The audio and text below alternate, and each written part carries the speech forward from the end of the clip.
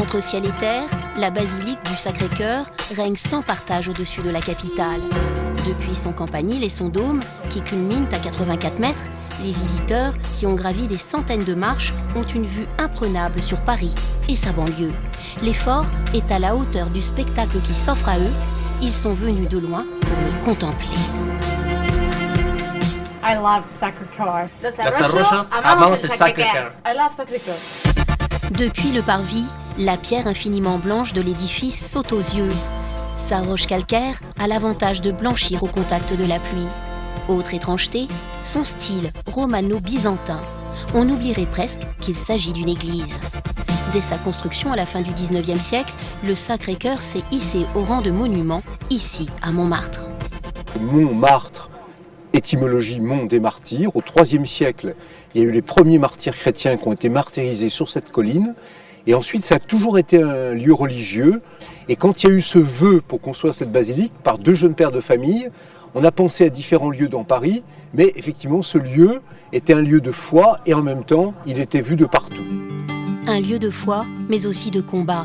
En février 1871, les troupes de Thiers, venues récupérer les canons de la butte Montmartre, sont refoulées.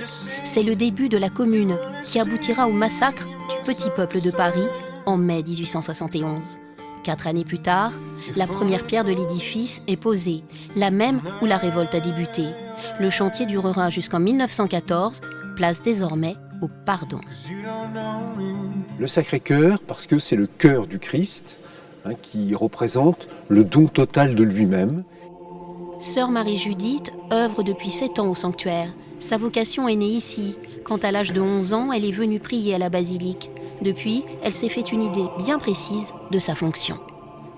On prie vraiment pour toutes ces personnes qui parfois sont agitées autour, font la fête, et aussi pour toutes les personnes qui sont chez elles, des personnes qui parfois sont seules.